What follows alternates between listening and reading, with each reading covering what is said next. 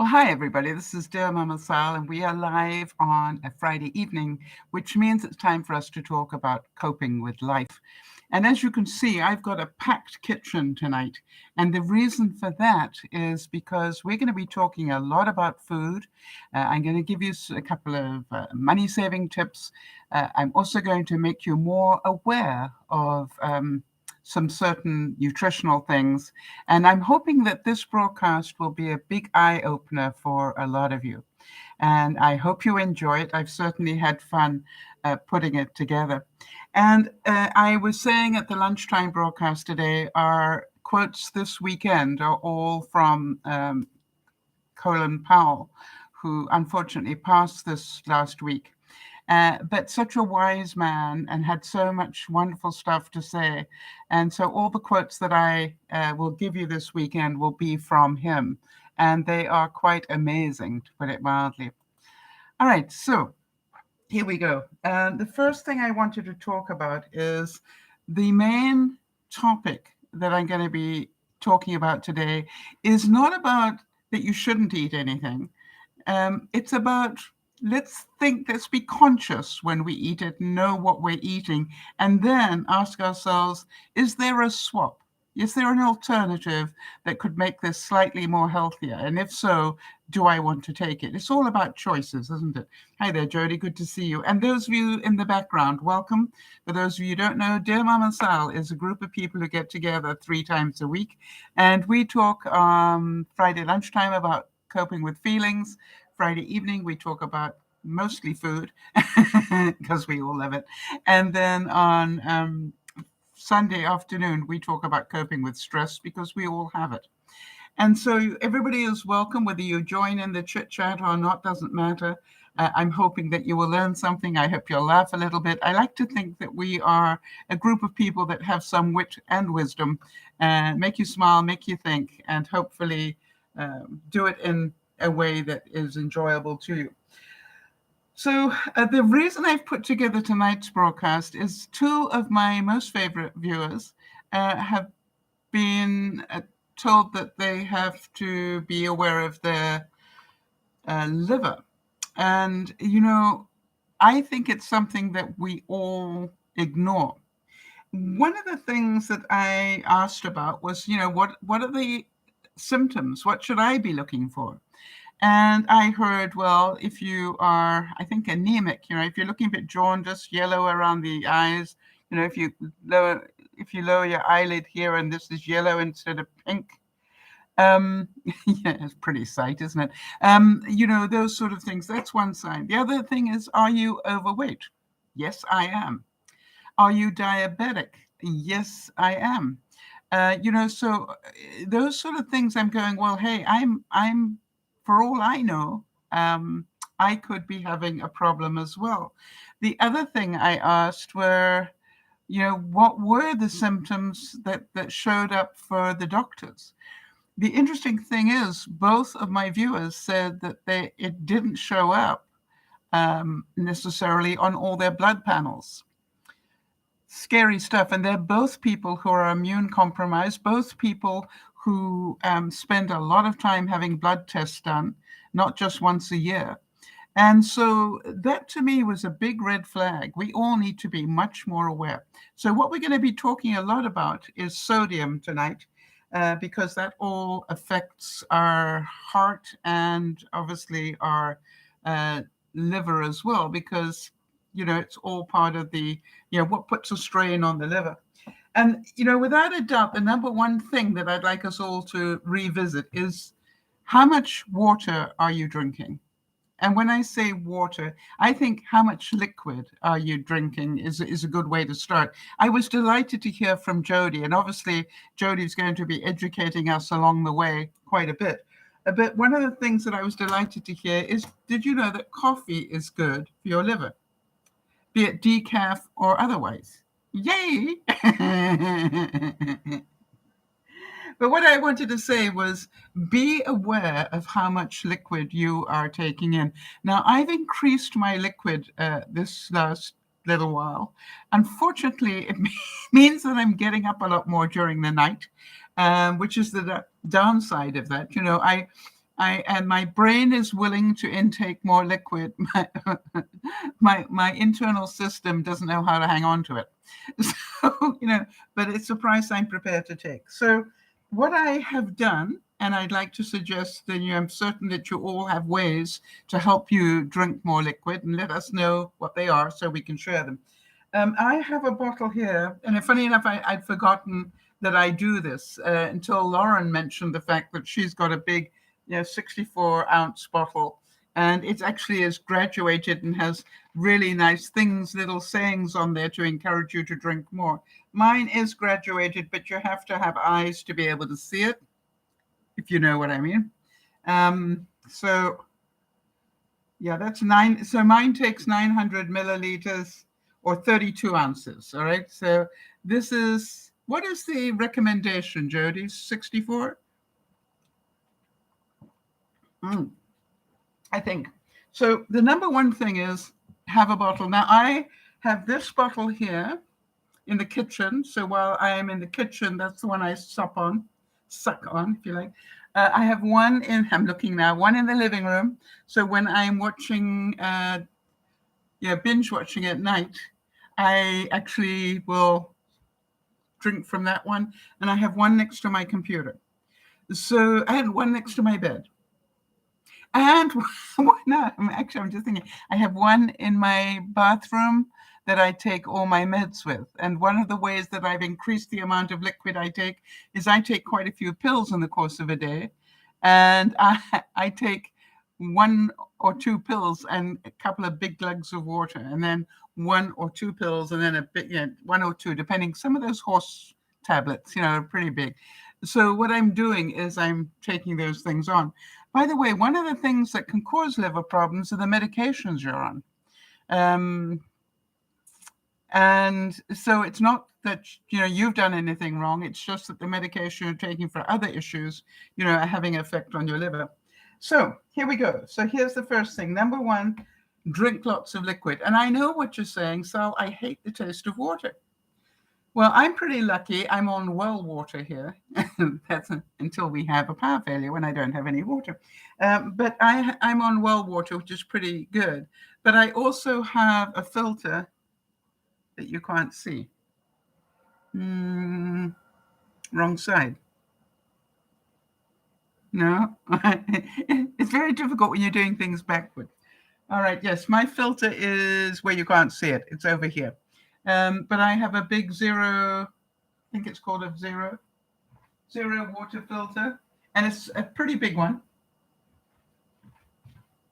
And I keep it topped up. I don't have a water filtration system in my fridge, and I'm actually quite pleased about that because it, it takes up a lot of room in your fridge. So what I do is I filter my water, and then I put it into a jug. And I don't like the taste of just straight water for some reason. I find warm water I drink more easily than cold. Have any of you found that it's easier to drink? And by the way, drinking warm water out of one of my black mugs, I've got all these black mugs. One of my strange things that I found was if I have it on my coffee warmer next to my computer, I think it's coffee and I just drink it without thinking and not even realizing that it's water. However, you can put an additive in it. You can, this is, one of those squeeze things that you can do that. And quite honestly, they are not necessarily bad for you. But why do it that way when you can actually do it the natural way? So I like to put half a slice of lime and half a slice of lemon. Here's my first trick. How many of you don't like to buy fresh lemon or fresh lime because you don't use it fast enough? And my hack for you is what I do, which is when I get it, I slice it up in halves and I freeze it. So when I want to have lemon or lime, I just pull out a slice or 2. It's a really good way to make sure you use all of the lemon. By the way, don't throw away the ends. The ends are really good for your water, to just throw in the water as well. So that's what I want to just let you know about. Now then, how much water do you think you drink? Do you know? That's what I want to know. Are you aware of how much water you drink? I'm going to give you a little clue here. I know if I'm, bear with me here. I have to tell you my truth. I know I'm drinking enough water if when I go to the washroom, the color of my pee is clear. It's quite simple. If the color of my pee is clear, then I'm drinking enough water. It's a pretty simple test. And, if it's not, then I go, oh, I better drink some more water. And, it's like, are you aware? And the reason I knew that was when I watched my mum when she was dying, just before she was dying, they were constantly looking at the color of what came out of her and going, you need to drink more water. They were constantly trying to keep her body properly filtrated, if you like. So think about that. Do you know what you're drinking and how much? So do any of you have any other beverages that you drink that you believe are not bad for you, and it makes a nice change from just drinking water, hot or cold? Let's hear some options here. Because one of the things that we all know, by the way, I was surprised. This is my second bottle in the kitchen today. As I was getting everything out, I was apparently drinking quite a bit. Excuse me. So I also drink, I allow myself about 2 or 3 times a week, I allow myself a Coke Zero. Not that it's that good for you. Let me see what it is on.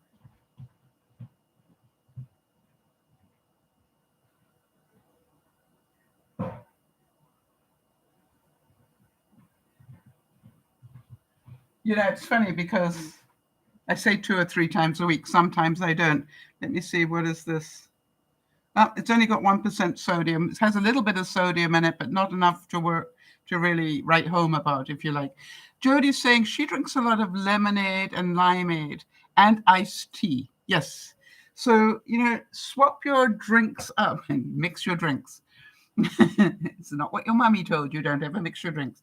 But what I'm suggesting is, maybe have a routine. The fact you can start with coffee is very exciting. That's good for your liver. But think about, what things can you have? Maybe if you have a routine, in the mornings I drink coffee. At lunchtime I drink lemonade, maybe. I have this treat with my evening meal sometimes, especially like tonight when it is what I call, I finished the broadcast. I don't have to prepare a broadcast tomorrow. I'm going to binge watch tonight. And I go, if I'm binge watching, then I'll grab one of these. Okay. So that's the first thing. Let us remember to hydrate. Very, very important.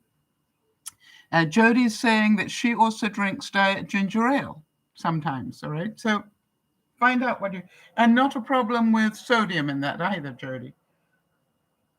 All right. So not all things diet are low in sodium, I've discovered, as I will talk to you about.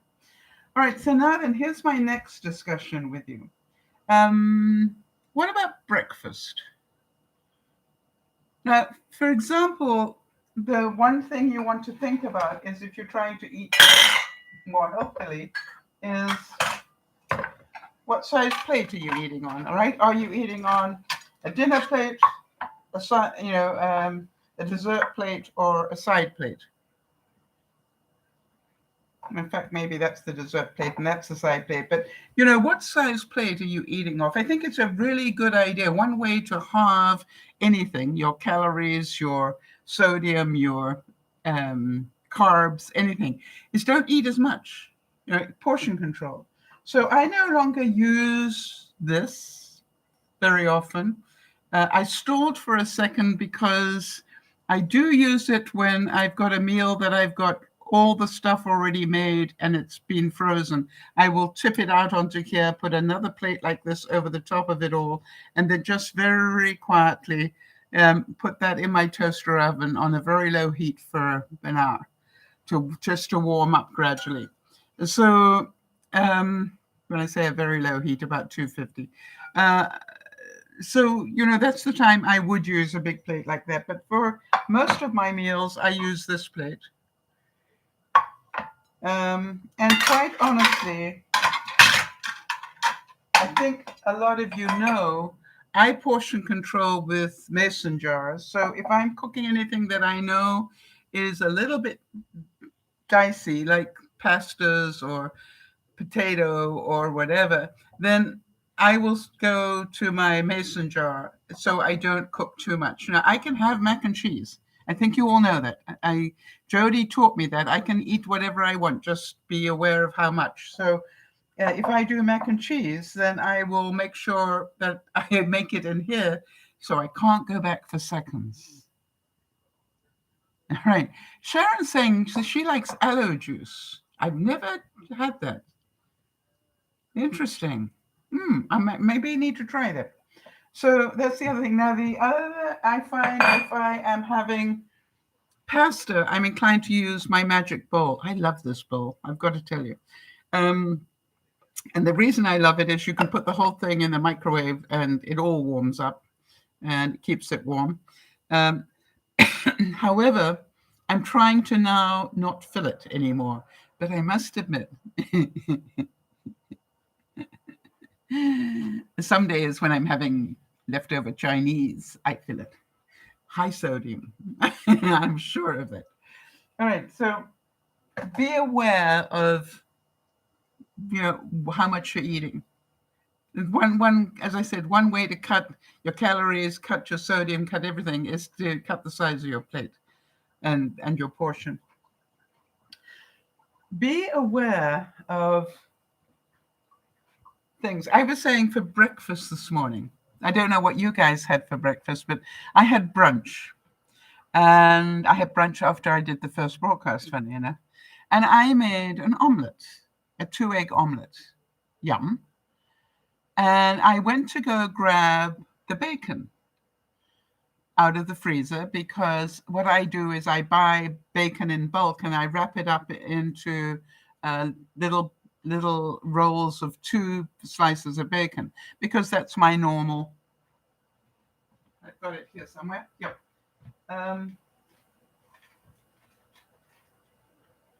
So that is my normal sort of serving size, right? Is 2 of these. However, I realize that I need to cut that down a bit. I probably have bacon once a week. What about you guys? But I wanted to, normally I would put bacon and cheese into my omelet. And today I stopped myself and said, not bacon and cheese. How about bacon or cheese? Why? Both are high sodium.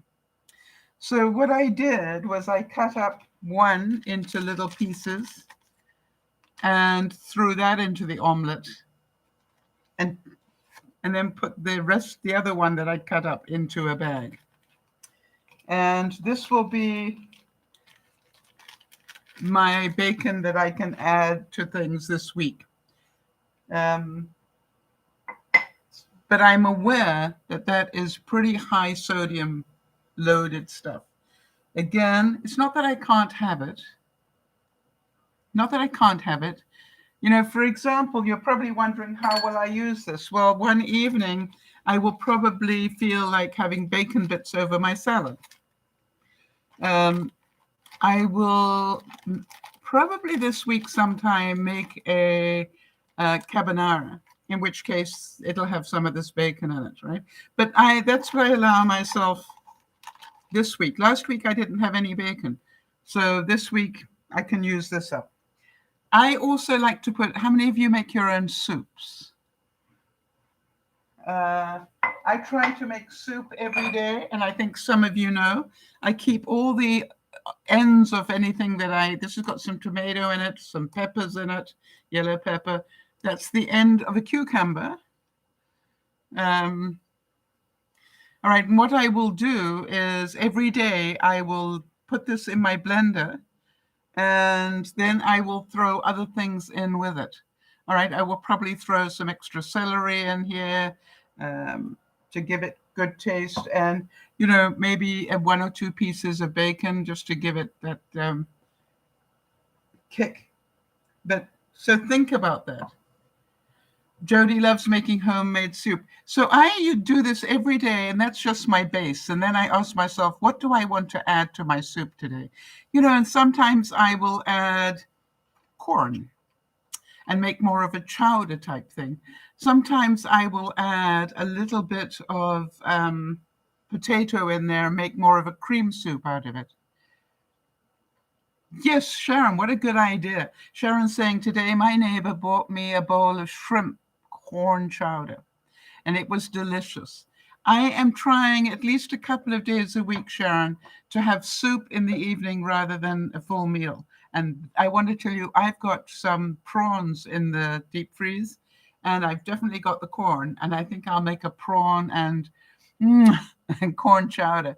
Not tonight, as you will see, because I got other things, but what a good idea. And, that's what I want you to get creative about. And by the way, I haven't looked.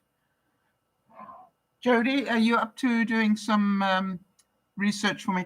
Can you find out how much sodium in prawns or shrimp? Maybe both. Just so that we know. All right, so great idea. Thank you, Sharon. I'll definitely be on that one. That carrot and orange soup that I made, it lasted me, that base that I made lasted me for nearly a week. And I just kept adding different things to it. I put different spices in it. Sometimes I put some paprika in it, and another night I put nutmeg in it. You know what I mean? Every night I just added different things. Sometimes I put some chives in it, and then another night. But it lasted me basically all week, and it wasn't a big deal. So think about, don't throw away your ends of your carrots or the ends of, just cut them up and throw away the bit you don't want to eat. But, there's always that little bit of carrot left. Don't throw it away. Cut it off and put it in your jar ready for today's soup. So how many of you eat soup and salad every day? Why? Because we know that we are meant to eat a lot more fruits and vegetables, right? At least 5 servings. So to me, if I have soup, I know I'm getting a lot of vegetables. And then if I also have a meal with vegetables, that's even better. But, it's like, or I will have a salad. So think about that. All right, now then, let's say, so what I started to tell you about was my prawns are 110 milligrams of sodium. All right, how much would that be in a serving, Jody? What percentage? Or, I'm sort of look at it and go, what percent am I dealing with here? That sort of helps me.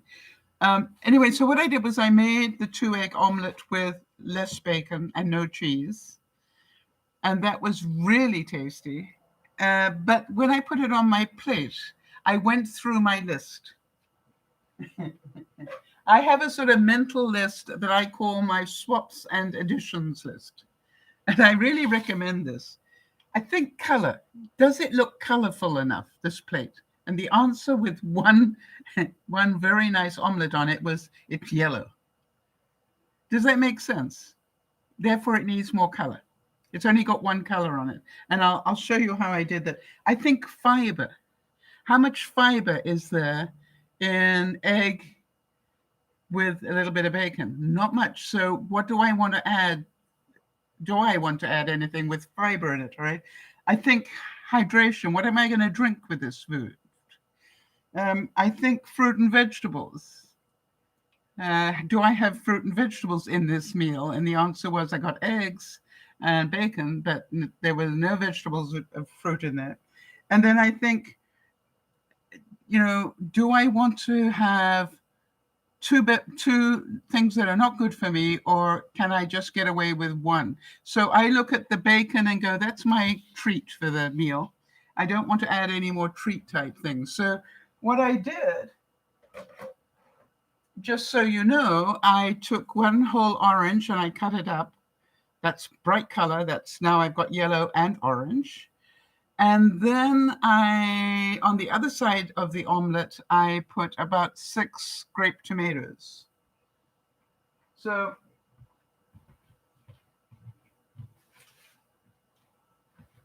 by the time, I got a picture of it. I've got a picture of it. You can probably imagine that. I don't think I need to show you that, right? So if you can imagine, I had the red on one side, the yellow in the middle, and then the orange on the other side.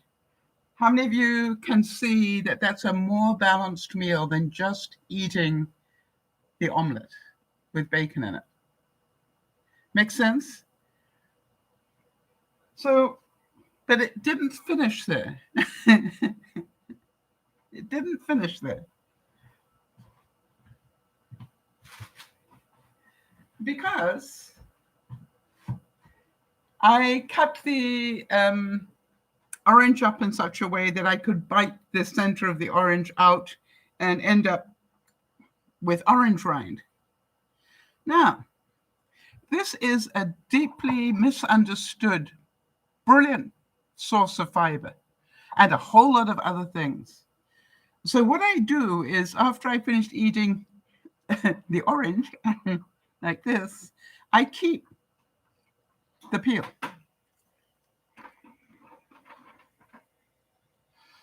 And if you don't believe me, do your research and see all the wonderful things that are in orange peel.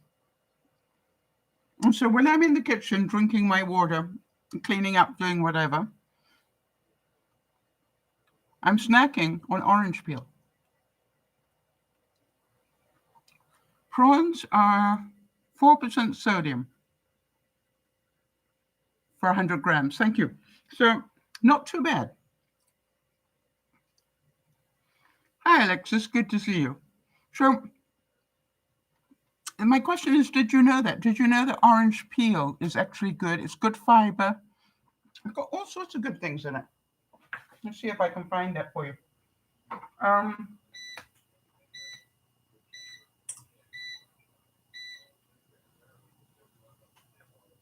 I made some notes on it because I was quite surprised. Trick is to find it, so let us search.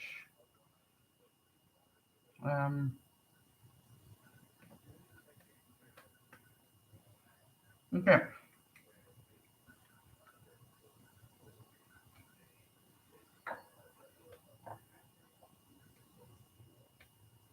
Uh-oh. Where did it go?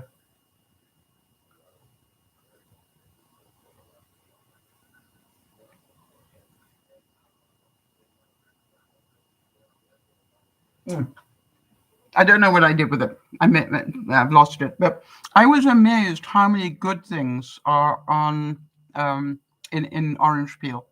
So it's not just the fiber. It has lots of other good things. Jodie's saying a bag of shrimp for Walmart lists the sodium at 37% for 4-ounce serving.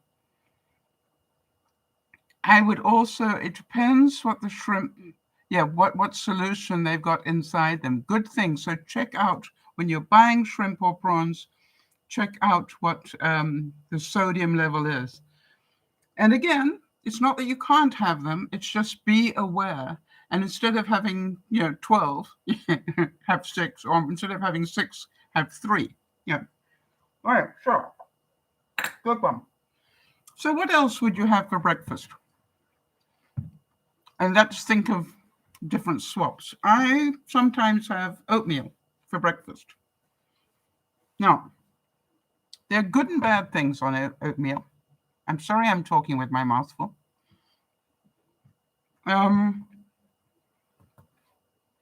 Because I know that oatmeal is good for me, but I also know it's high calorie in carbs, rather. So what I do is I don't eat oatmeal every day, probably a couple of times a week for breakfast. However, we also know that oatmeal is wonderful for fiber. So by the time you've taken away The bad stuff, because of the good stuff that's in it, it turns out that oatmeal is actually a very good choice. However, what color is oatmeal? Remember? First thing I think about when I make my oatmeal is think color. What's the color of oatmeal? Yeah. So what do I know? I need to add color to make it a balanced meal. Simple. So what could we add to oatmeal that will give it color? Let's have some suggestions. Or do we need to add fiber? No, oatmeal's loaded with fiber. Think hydration. What am I going to drink with my oatmeal? Think fruits and or vegetables. All right. Think about that. So I don't know what you add. How many of you add stuff? I have in my cupboard lots of choices.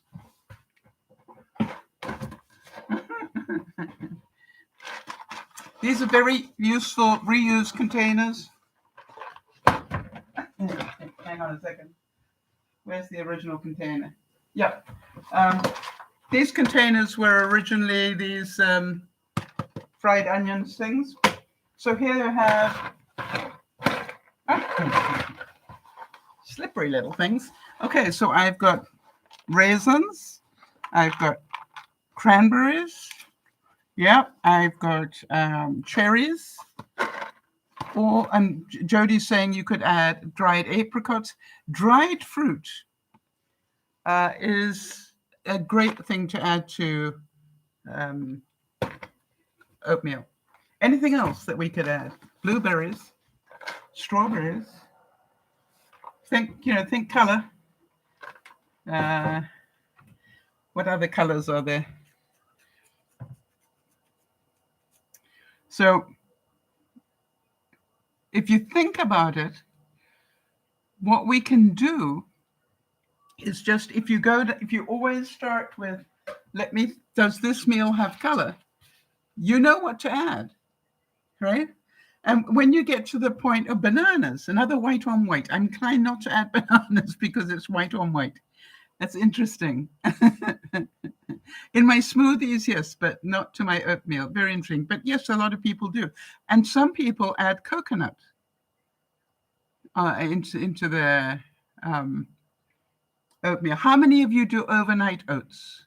Where you literally, put the oats in, put some milk in, and then, put things like coconut and everything else. There's a whole slew of wonderful recipes for overnight oats. Or what about chia for breakfast? Chia pudding. And just remember, you don't have to put the raspberries, really good, right? Really good with oats. You don't have to put those things in the night before necessarily. You can put them in the next morning. All right. So you will know if you've got a balanced meal if it's got color in it. How many of you like toast in the morning?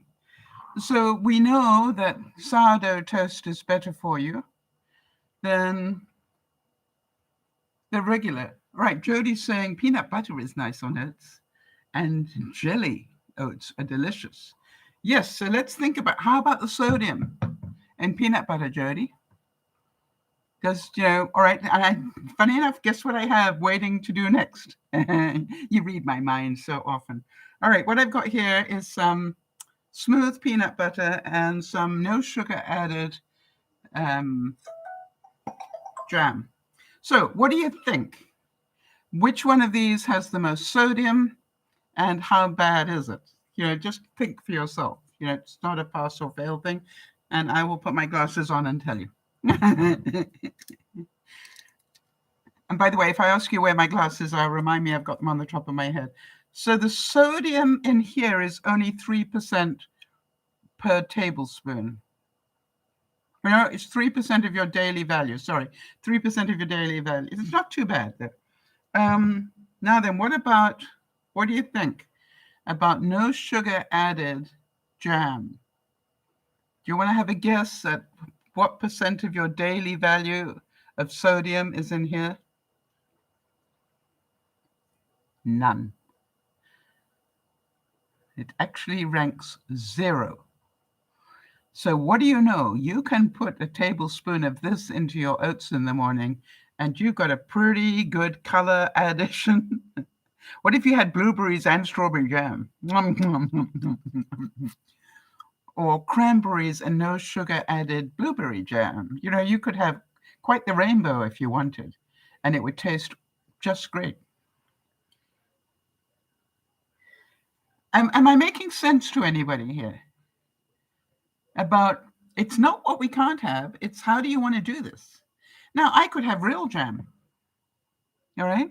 But I know I'd have to have less because of the bad stuff in it. So me, I prefer to have the good stuff, the no sugar added, because it hasn't got too many bad things in it, because I'm greedy.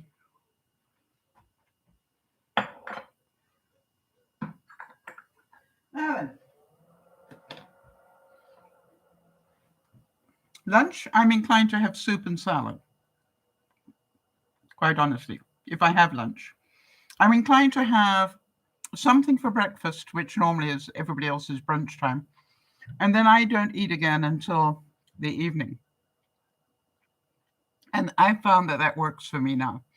Jody, I must admit, all that intermittent fasting that you did made me realize I don't need to eat as much the way that I was doing it. And I only really start eating, if you like, later on, probably about 6 or 7. But then I don't go to bed until 2 or 3, as you know. I mean, I don't go to sleep until about 2 or 3. So the fact that that's a bit late doesn't really matter. So here's the interesting thing.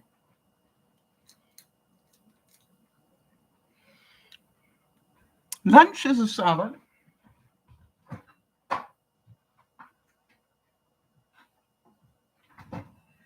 And a soup. I try to blend my soup up. I have what I call meal prep time, and I will make the soup just the base ingredients. Am I going to have a corn chowder? Am I going to have, a minestrone type soup? And I'm going to throw in, some days I throw in a couple of noodles. Some days I throw in whatever. But basically, we know that the salad, this is actually, a salad basically has lots of color. And so my salads are inclined to be green, carrots I have in mine, tomatoes, yellow peppers, red peppers. I put celery in mine and all sorts of things, okay? And then if I want to add even more, I will throw in some cranberries, maybe a couple of cranberries. Then for the naughty stuff, remember, I always treat myself to a little bit of naughty stuff. I'll put in a little bit of this. All right, some crispy onions, or maybe I put in just a sprinkling of chow mein noodles, just to give it a bit of crunch. You know, the other thing I found, you all know I love to bake sourdough bread, and what I do is I take the bread when it's been there for a couple of days, and I turn it into breadcrumbs.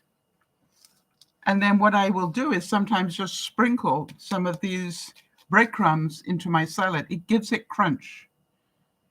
A very tasty crunch, I might add. And if you're wondering, does it work? Hang on a second.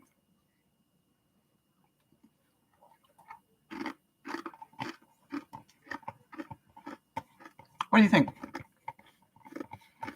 So what I do is I put the leftover bread into my blender, turn it into breadcrumbs, and then I put it on a flat sheet on a very low heat and just let it dry. And then I'm probably, most of the time, I'm not sure if it's totally dry, so I put in one of those silica things.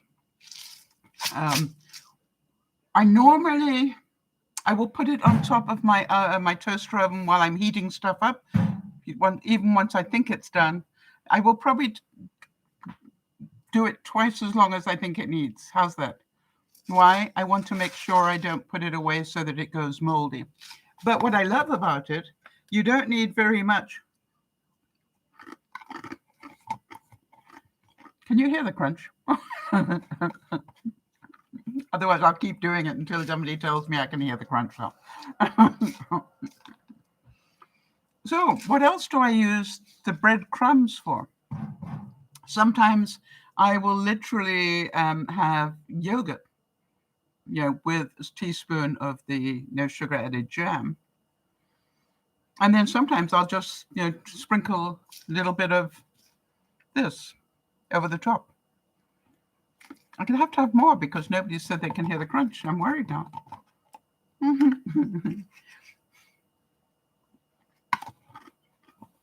Don't normally do this, but it's fun. On top of your mac and cheese. You see, you're getting really creative, right?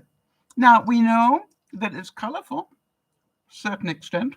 But again, how would you make it more healthy? All right. And that's the way that I look at it. I can imagine breadcrumbs and raspberries would make a very nice topping for something. Or, breadcrumbs and any fruit, any sort of fruit that you have, make a really nice topping. And it grills beautifully. That's the other thing I found. It grills beautifully. So think about that. Don't waste what's left of your bread.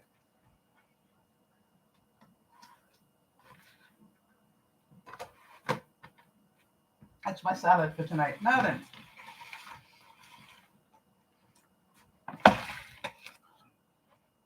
Here's the next thing. For dinner, I like choices. What about you? So I could have for dinner, I can have macaroni, I have brown rice, I have udon noodles, I have spaghetti. Okay, wait a minute. What else do I have? Potato. And what about ramen? Any of you like ramen? Let me get some ramen out.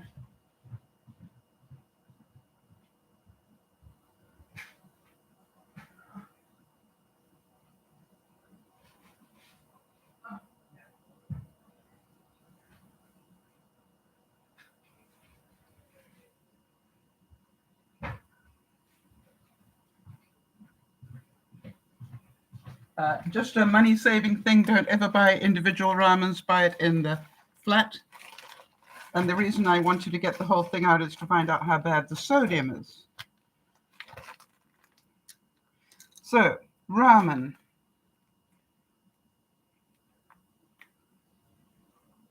%. But here is the thing. Is the 25% in the little package that they give you? You know what I mean? The flavor stuff is where the salt is. So I'm inclined to do something with ramen. What I do is I will cook up one of these packets of ramen and, mix it in with a lot of vegetables. And that's when I use that bowl I was telling you about. And I will probably cook the ramen with a little bit of seasoning in the water so that the ramen absorbs the seasoning. But hey, that is sodium. I know that, but I don't have it every day. So that's a thought. Now, I wanted to see how good you are. Of these choices, I've got macaroni, udon noodles, brown rice. By the way, try for brown rice rather than white. I've got packaged mashed potato, spaghetti, and a potato. Which one do you think contains the most sodium? Have a little guess there. If you don't know, just guess. Because that's where the fun is. I was quite surprised. I got it wrong, completely wrong. Jody's saying she thinks the udon noodles. Why, Jody? Or is it just you're taking a flying guess?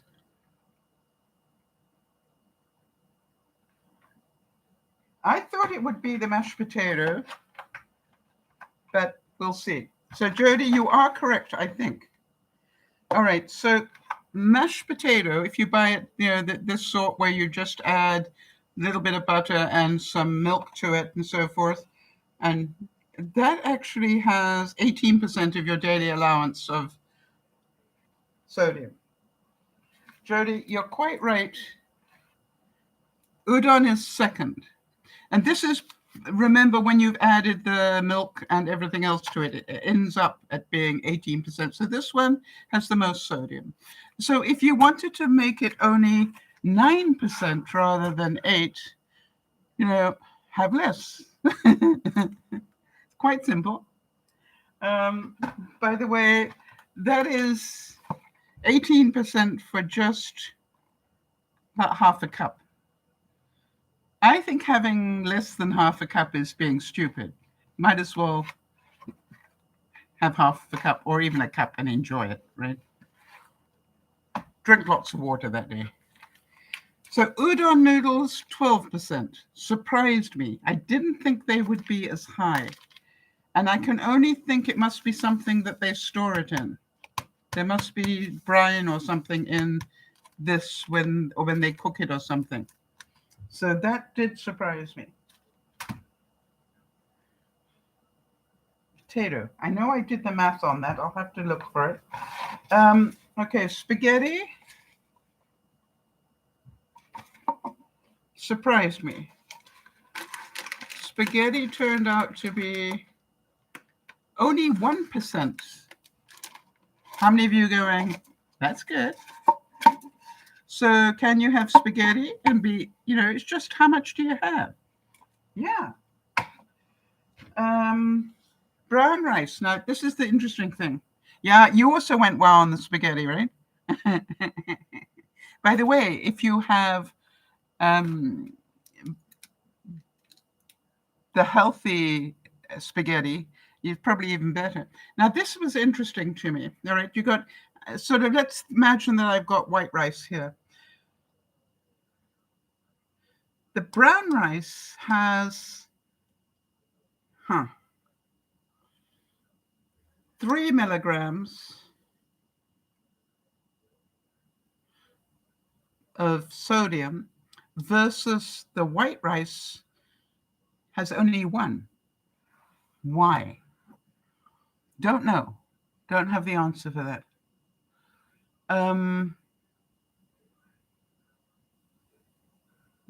But on the other hand, fiber-wise, the brown rice is 1.1 whatevers, and the white rice is only 0.2. So again, the bad stuff is outweighed by the fiber.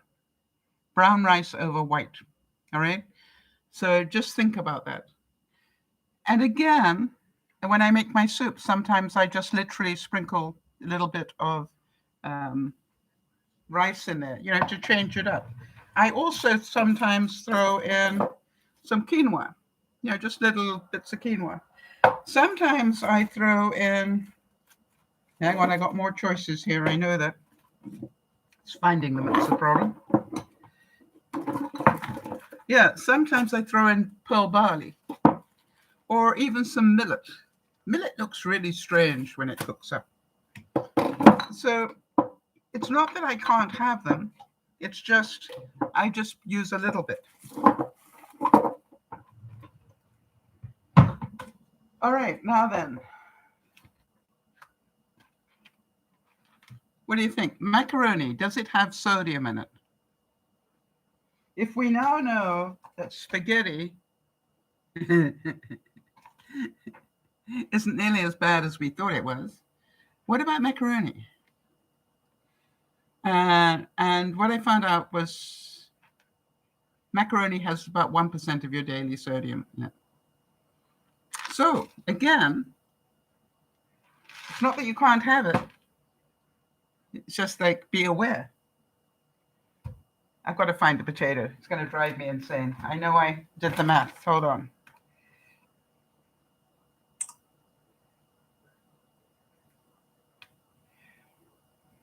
Let's hope I can find it better than I did the orange thing.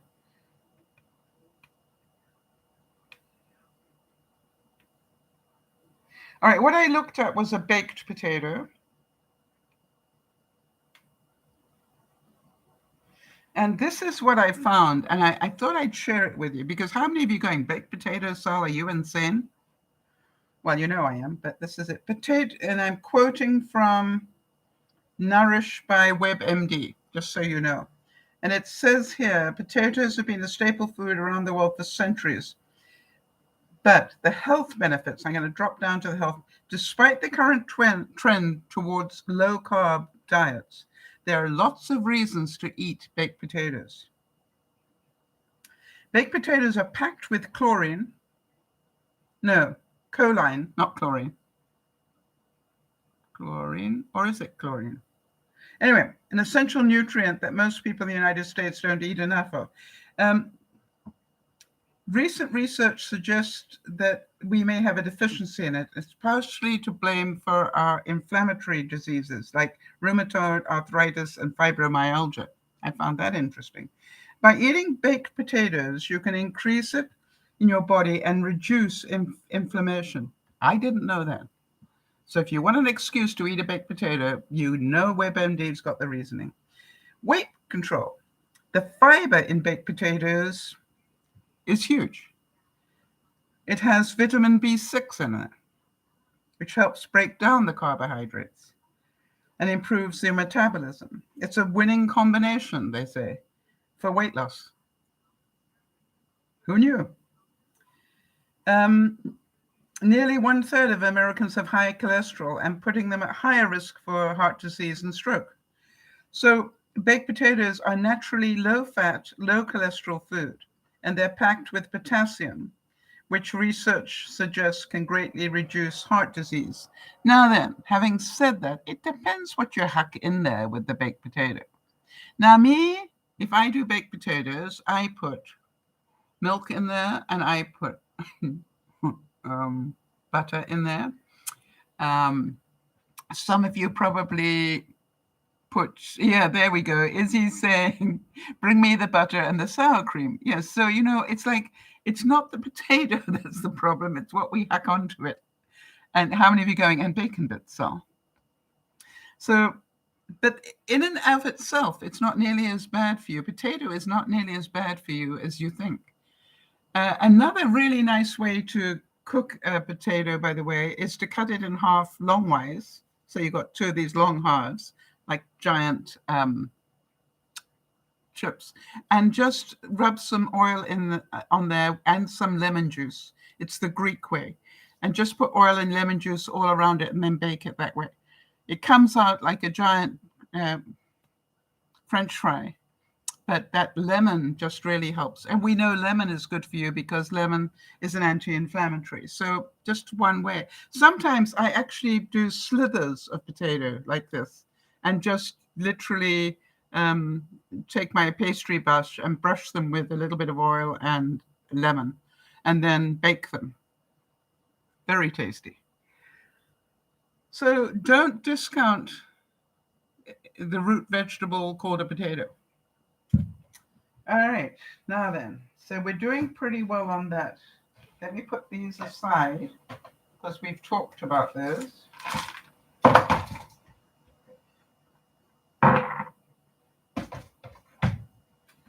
Udon noodles. This one surprised me. I thought udon noodles would have been better for you, quite honestly.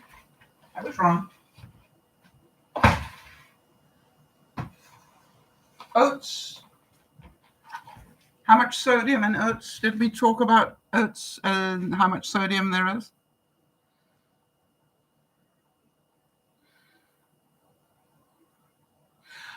Interesting. Isabel's saying, but the udon noodles, since you have to wash and wash and wash.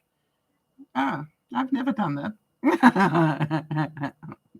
Okay, so if you wash your udon noodles a lot, me, I just cook them up and eat them. Or I throw them in, never mind. Good to know is I never have read the instructions, I just sort of eat them.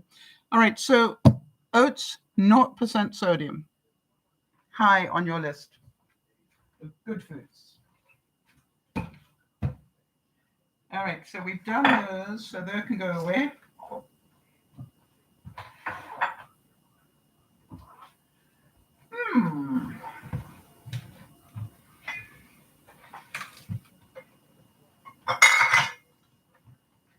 Sal's kryptonite coming up next. Let me put the bacon in the fridge.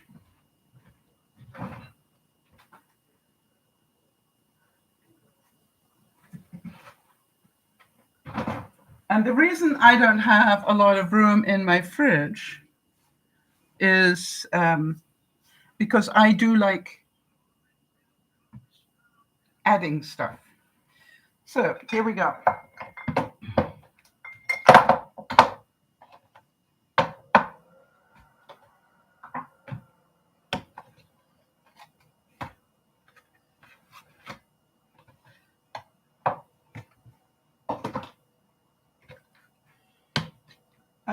We have got, how about,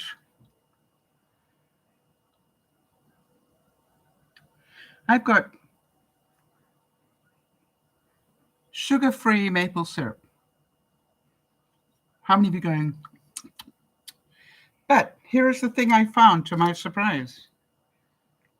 14% and 4 tablespoons, 14% of the daily allowed sodium. Yeah, Jodie's also saying that she also doesn't wash her udon noodles. And she also saying maybe I should have read the instructions. Yeah, I'm glad I'm not the only one that doesn't. Maybe I should do it right now. And then I will educate everybody.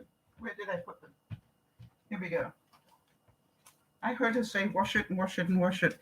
Place 2 tablespoons of vegetable oil in a skillet or wok, and then the udon and fry for a minute. Add your favorite meat, vegetables, sauces, cover and cook on high heat. Doesn't say to rinse it. For soup, place the noodles in and soup stock into 1.5 cups of water, bringing to the boil. Boil for 2 to 3 minutes, adding your favorite cooked meats and vegetables to taste. Doesn't say you should rinse it. Where did you hear that you got to rinse it? You say that you heard it gives stomachache.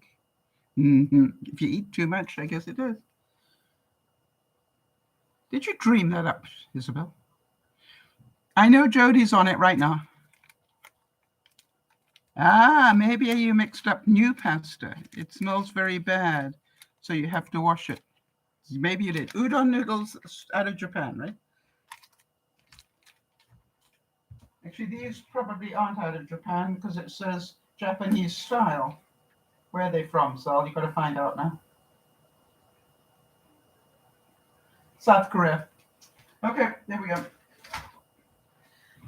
So, Sal's kryptonite, because I love to add the taste as simply as possible without a whole lot of work. So this did surprise me that the maple syrup was pretty high in sodium. That surprised me.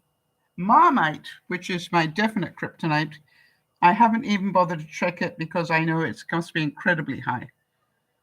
And I love to add it to my gravies and stuff. So I'm going to have to be very careful of that.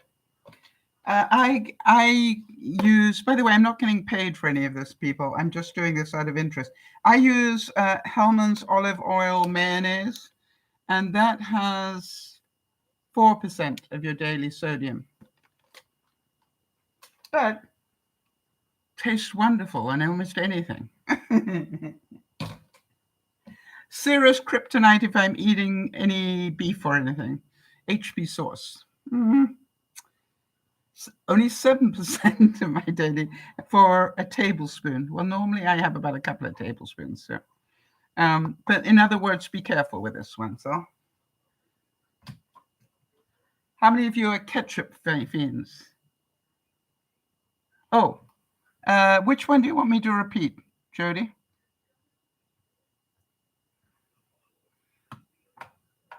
I'll happily repeat something, but just tell me which one.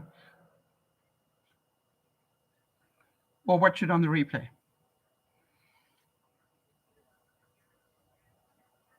I didn't ask you to do anything, honey. I didn't ask you to do anything. I was talking about me, not you. All right. I use low sodium, like funny enough, low sodium ketchup. Did you know you can get it? That's only 3% of your daily intake. And it tastes good because it's the right name. Yeah. Right, kryptonite for me would be plum sauce.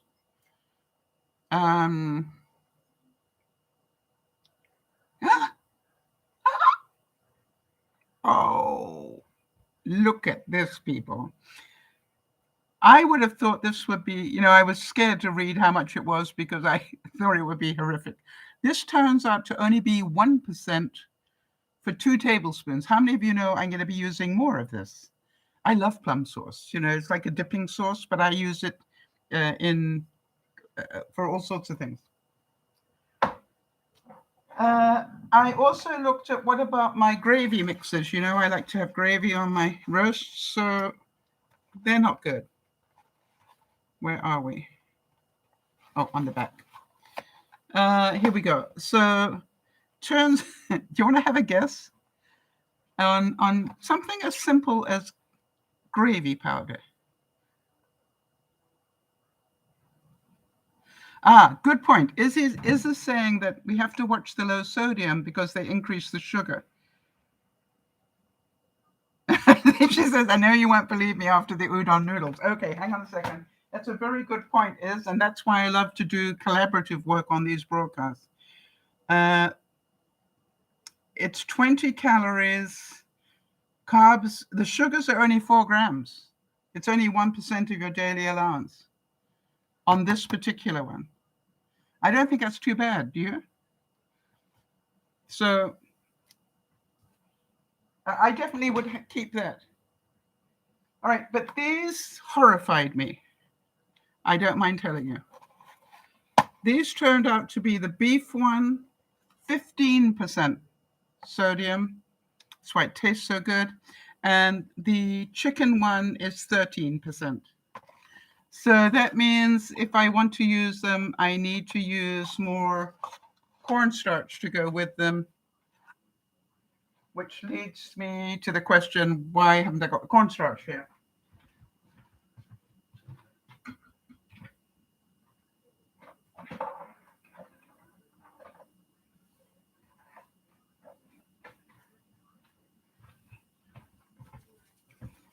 So easy blend flour,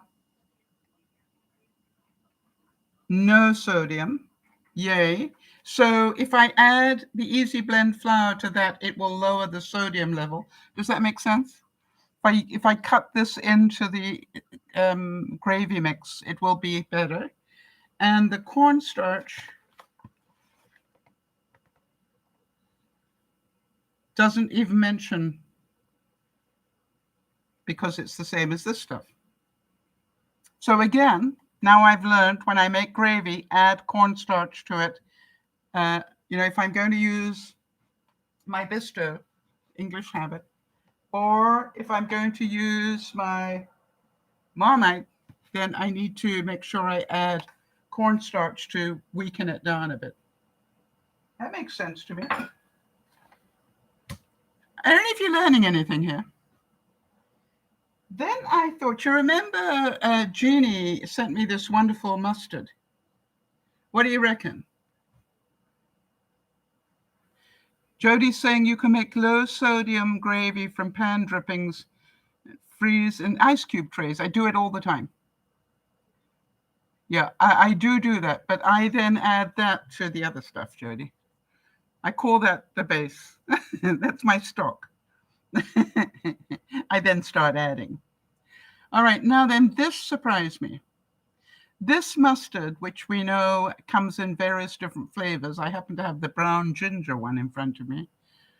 I thought this would be horrific in sodium. 2%. I am going to be using more of this and less of other things, more mustard type bases. How many of you are surprised as well? I would have thought, a mustard, a pre-prepped mustard in a jar would have more sodium in it, but it doesn't. I guess the vinegar does it. Not bad at all. That's what I thought. So then I thought, when I saw that, I thought, That's a good point. Maybe it's the vinegar that is the preservative in here. And then I'm thinking, what if I make more sauces, in the Mediterranean way? Duh. Adding more, maybe a little bit more olive oil and a little bit more of balsamic vinegar.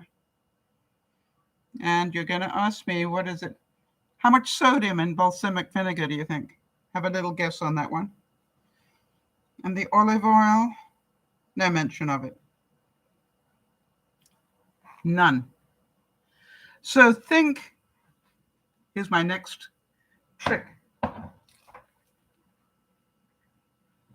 I had Doug and Jess over for dinner. What's 20%, Joe? Oh, that was your guess? None. So think about using oil and vinegar as for making a sauce. Yeah, I know, it's scary. I looked at it twice. Sodium. It's only 5 milligrams, which is 0%. Can you see that, Joe? It's a bit like the udon noodles. I know, that's what I said. More of this in my sauces. But guess why? This is old wine, which is what vinegar is old, apple, right? Cider comes from, vinegar comes from cider. And it's like an old wine, old grapes, liquid becomes wine. And if you leave it long enough, it becomes vinegar, right? So this is the reason we like the balsamic, is because anyway, very tasty stuff. And so how about this for a snack? Maybe we just go back to having oil and vinegar, with maybe a little bit of bread and dunk it in and know that there's no sodium there, depending on what bread you're using. Now, I wanted to tell you what I did. When Jess and Doug came bearing gifts, which he normally doesn't, which was wonderful. They bought flowers and they bought a bottle of very nice wine. And of course, he didn't have too much of the wine because he was driving, and I did my best and just wasn't drinking. So I did my best, but I had started with the shandy. So, I wasn't too thirsty by the time I'd finished the shandy. So I had half a bottle left by the end of the evening. And what I did is I just put it into my ice cube maker here, and I froze the wine. And I will be adding that to my gravies because what do we know? Give it a great taste and no sodium. How am I doing here? Is this interesting to you guys? I had such fun putting it all together. Hang on, let me see. What's my next group? I got them in groups, All right, let's put these away. So I can still use all of this. Just be aware. Just be aware. Surprise me with this. Doesn't mean I can't use it. Just don't use it every day. All right, so those are all my kryptonite stuff. Surprised me that these were so bad, but that's why they taste so good. Makes perfect sense to me.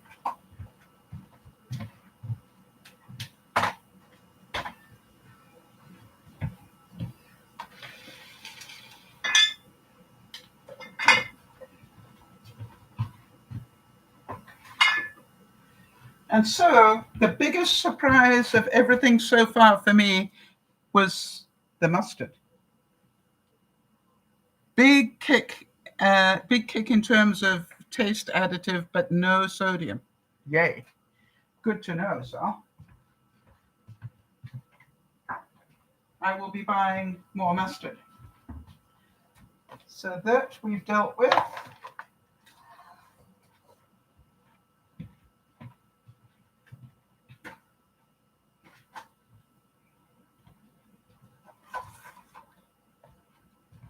All right, now we're moving on to dessert.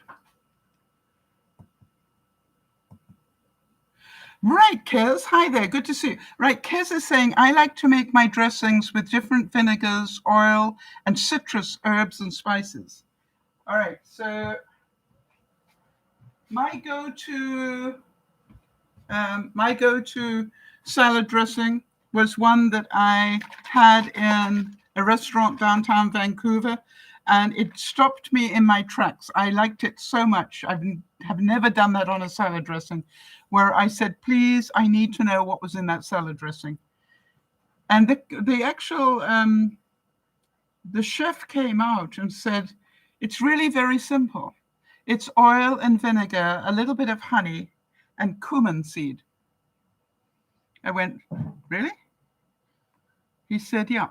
And I want to tell you, it's my go-to vinaigrette ever since. Oil, vinegar, just about a teaspoon of honey, and then some cumin seeds. Now, the thing is, because it's got that in it, you need to not put it in the fridge, because you put it in the fridge, it looks funny. So I just keep it like this, and it lasts. I just don't make too much at a time. But I have this on my salad all the time. Or, remember, I can use it to dunk bread into. And because of what's in it, I don't think honey has sodium in it. It's natural. Can't be all bad. Let's find out.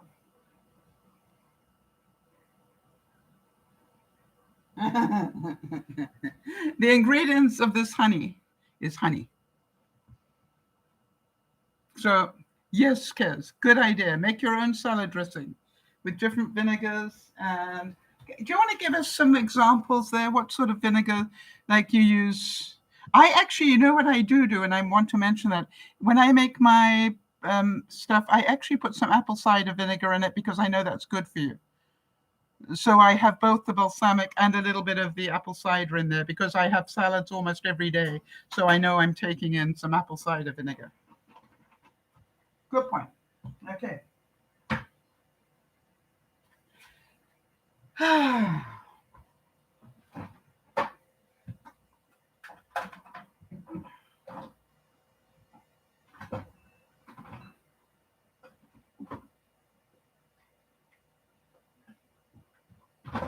Okay, so now we're moving on to dessert type things. You know I've had fun doing this, don't you? So,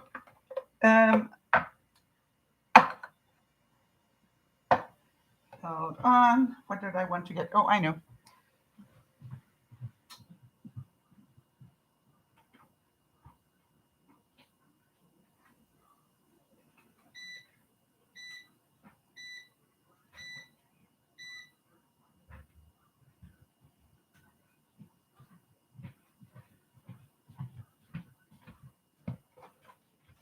Now, you guys know that my go-to dessert treats are either I make myself a little cupcake in the microwave with cake mix, or I'm inclined to have some fruit.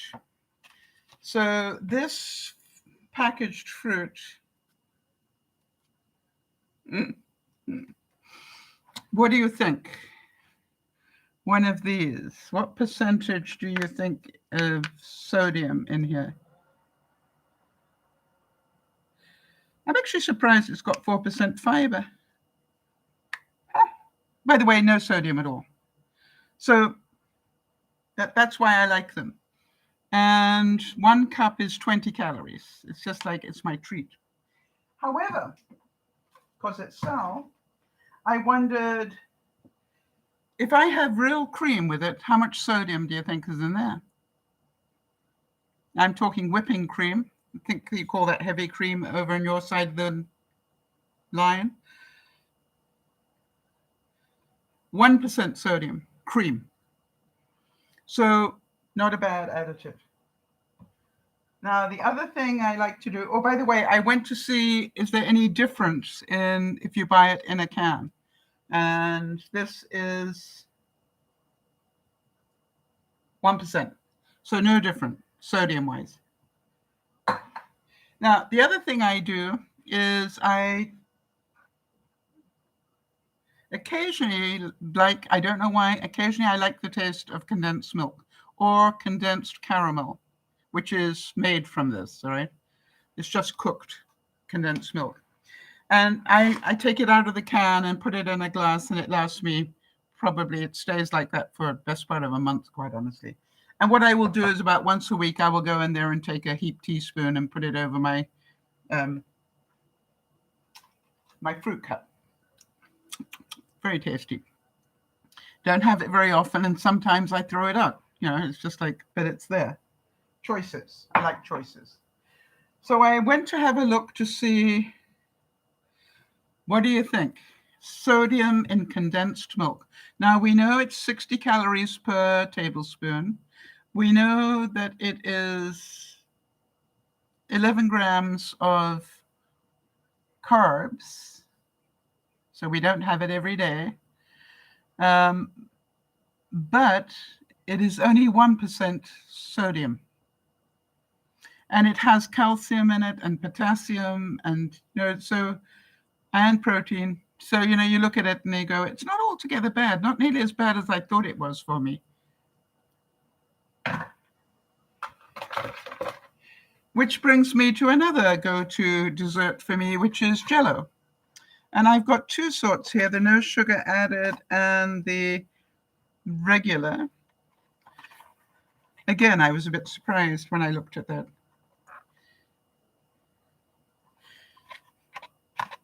Remember what Kez said, not about the udon noodles, but was it Kez that said this?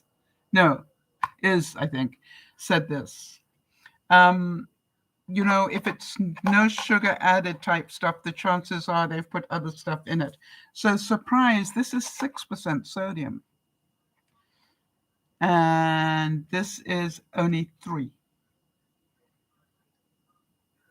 Right? Interesting, right?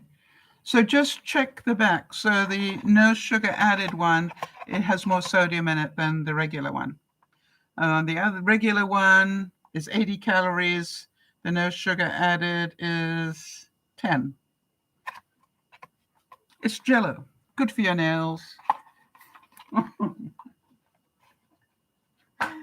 What can I say? I'll find an excuse to eat anything. All right, so, but again, good to know that good old-fashioned cream is no sodium.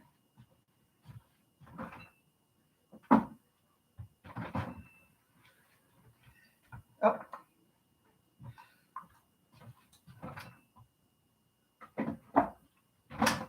And now let me talk to you about my cupcakes. I like to mix about a cup of cake mix. I've got carrot cake mix here, and I've got devil's food cake. And again, about once a week maybe, I will mix up about a cup of this and an egg, nothing else, and put it straight into the microwave for about 2 minutes, and I've got a beautiful cupcake, a big cupcake. So here's what it said. Sodium, 15% for the devil's food and 13% for the carrot cake. But what I'm wondering is it because you add other things? Is there sodium in egg? Is there sodium in vegetable oil? No, we know there isn't. We've already checked that. So it's got it in here. So again, be careful. Maybe half a cup, which would bring it down to, reasonable. Or I'm inclined to have that when I've had a pretty clean day. That's sort of like, how clean a day have I had today? Okay, then I can have a cupcake. So I will find any excuse. All right, so that's dessert. I think we're just about done. Oh, one more thing, 2 more things.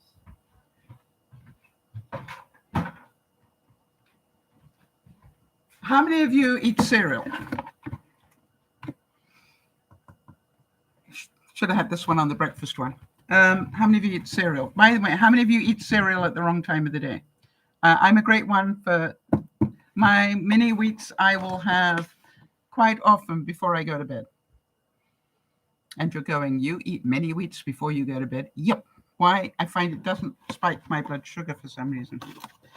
But I did think I better check what is the sodium content. And I was surprised to hear just 2%. Jody, you were talking about making your own trail mix. And I'm thinking, as long as you're careful how you eat it, dried mini wheats are, they've got a little bit of stuff on them. 23 biscuits is 200 calories. So, maybe crumble up a little bit on top of your yogurt. That's a good idea, actually. Crumble up some mini wheats on top of your yogurt. That will give you the crunch and also give you a little bit of the sugary taste, right? Yeah. I think, you're going to get more and more creative, Jody. You've got so many options where, you now know it's not what you can't do, is what can you do. And that's why I wanted to check, what cereals are low. Now, what cereal do you normally eat, Jody?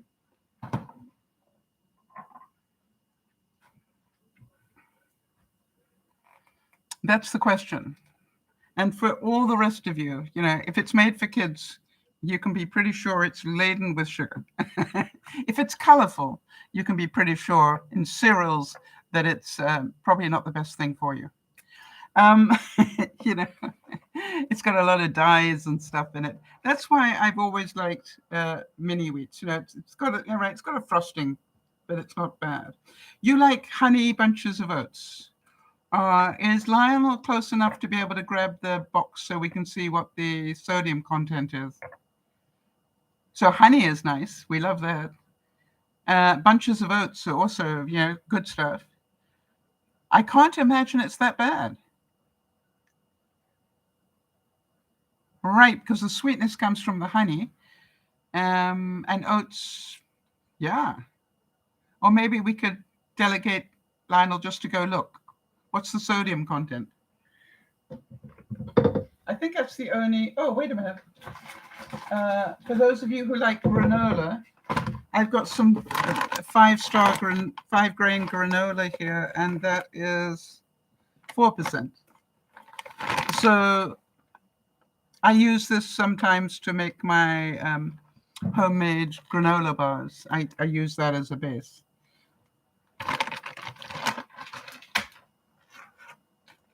And then my number one kryptonite.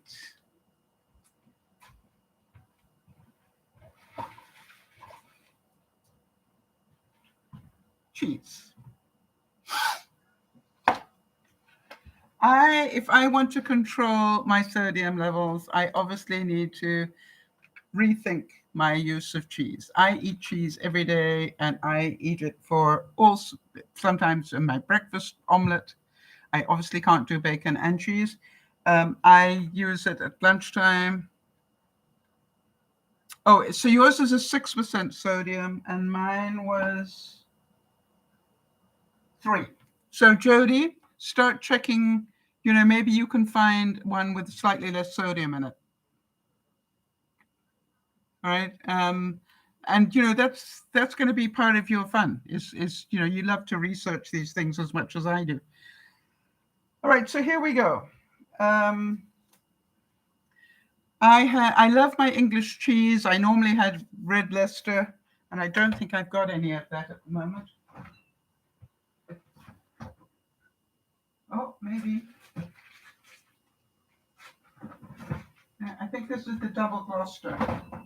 Okay, so this is double Gloucester, and also a very nice cheese, by the way.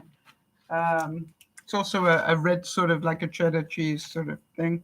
Hang on, let me see. 9%.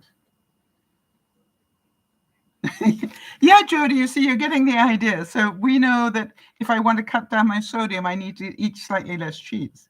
Jody's saying if she wants to cut down, still have her honey bunches of oats at 6% sodium, she can just say, hey, I'll have half as much, or have it only half as often. All right, that also would be the same thing. So this is 9%, the double Gloucester. The Lancashire, which they didn't have what I wanted, so they replaced it, 8%. Oh, that's better. Okay. What about, I use these smoked cheeses. Do you? I put them in for my little bento box thing. 6%. So let's do this in order. So then this was 8. This was 9. So 9, 8, 6. And what do you reckon about these? String cheese. Do you think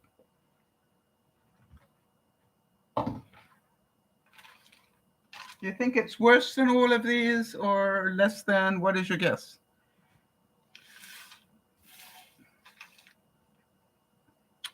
I was quite surprised it's only 7. So this one was 6, was it? Yep. Okay.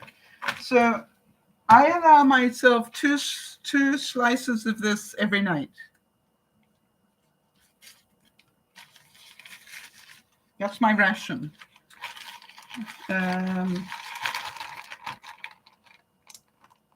But I did a chicken dish the other day, and I would like to recommend that, where I actually put the smoked cheese over the chicken, and then I put a round from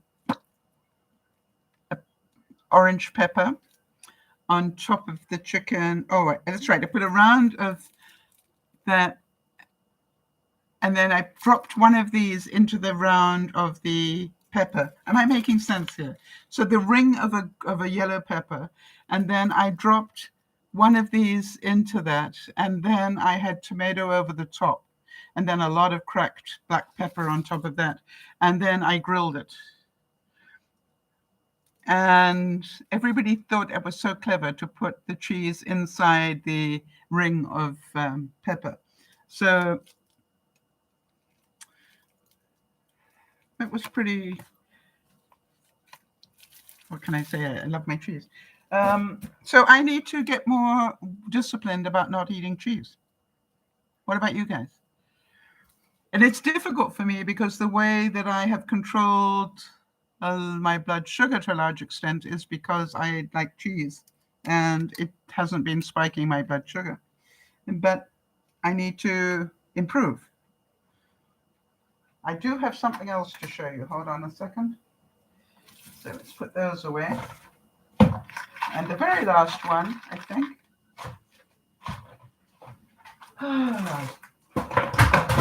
is now on the floor. I'll be back.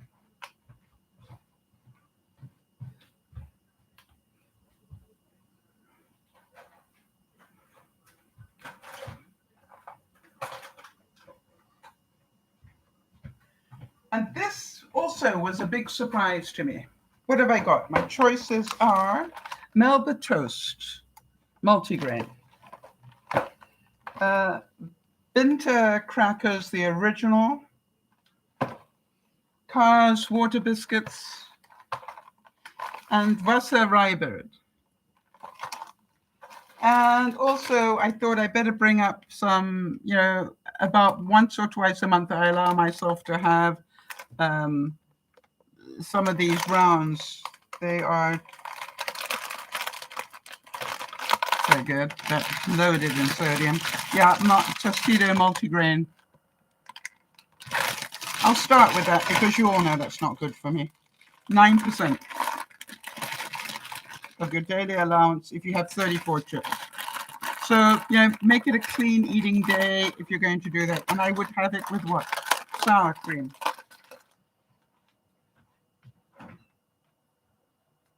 Yogurt.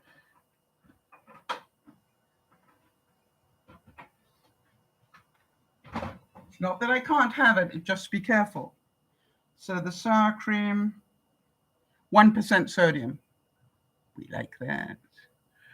All right, so Kez is saying you could cut cheese into small portions, freeze them.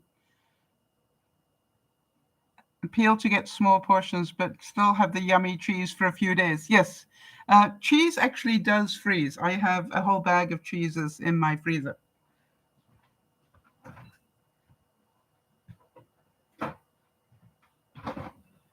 Quite honestly, I found when you buy cheese with the wax on it, it lasts a long time. If any of you have got what I call a pantry where you're stocking foods in case, I always make sure I've got at least one mesh of these cheeses as part of my backup plan, if you know what I mean. If I can't get my cheese, then I will have these. All right, and this was pretty interesting to me. What's your guess? Which one do you think would have the least? Do you think the rye crisp bread, Carr's water biscuits, the Vinter, or the Melba toast? Which one do you think has the least sodium in it? Just think. Because we know he's not high on the list of healthy foods, but not bad. I found this pretty surprising. Where shall I start? Let's start with the sourdough rye. What did I do with my glasses? I'm not wearing them. There they are. So, pretty healthy stuff to eat, right? Sourdough rye. 6% sodium. I was surprised. I thought it would be far less than that. Don't know why, but that surprised me. The Carr's water biscuits. I thought that would be pretty low. 5%. The Vinter crackers, I imagined, would be very high. 8%. I was not wrong. And what about Melba toast? Basically toasted bread, right? And this surprised me. This is the multigrain. 4%. So guess I am going to be swapping a lot of these for a lot more of this. Okay. Now, the other thing that I've been trying to do this week is to not use as many crackers anyway. Well, Jody, I'm glad that you're enjoying it because this is like, I love doing these sort of let's look at it type things because I learn so much myself. And here's what I've been doing this week, because I know I'm constantly trying to eat more healthily, but I don't want to do it all at one time. Gosh, my oven looks a mess, really. Why didn't you tell me about that? You know that would upset me if I saw it, and I did. And it did.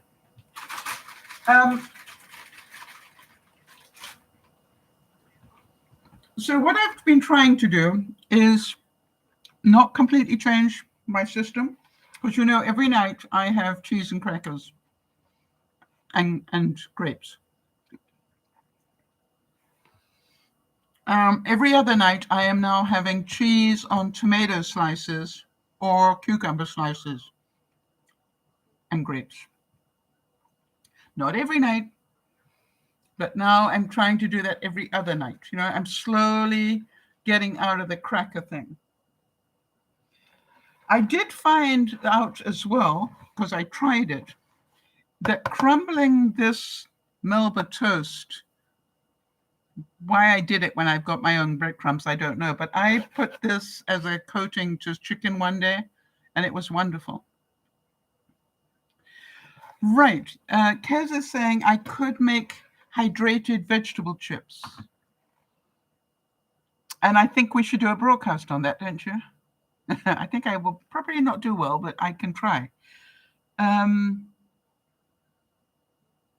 Yes, Jody is saying about my choice, right? I made a choice to every other night I get to have my cheese on. I can still have my cheese, but I need to have it on a vegetable, like on cucumber or on tomato. And she's saying that's a healthy, maybe increase the veg and decrease the cheese a little. Yes, it's a win-win. Use vegetables to replace the crackers. Yeah. So do I like celery and cream cheese? We haven't mentioned cream cheese, have we?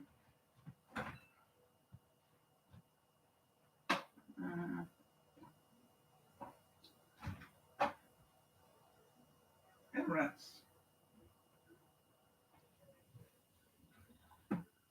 Jody, could you check regular cream cheese for me? And in the meantime, I'm going to talk about this sort of cream cheese. Also, half my fridge is cheese, apparently. 6%. So, choices. If I want to lower my sodium intake, I need to reduce my cheese. End of story. So, Jody, you were saying that they recommended no more than 3 times a week. Is that right for you? So, that's a goal to get towards that. Goodness only knows what I will have instead.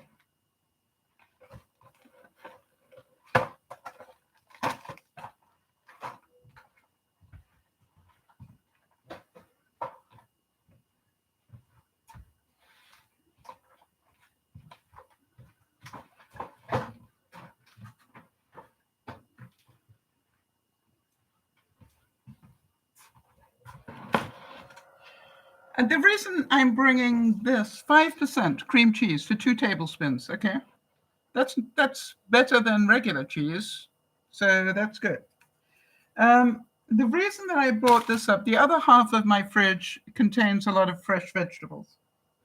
And I just want to remind us all that, snacking on grapes is going to be better than crackers. Yeah? Adding fruit and vegetables to your plate when you're, it looks pretty, and you will end up eating it. How many of you make kebabs with fruit and vegetables? Right? Maybe dinner kebabs with vegetables, but also make fruit kebabs for snacks.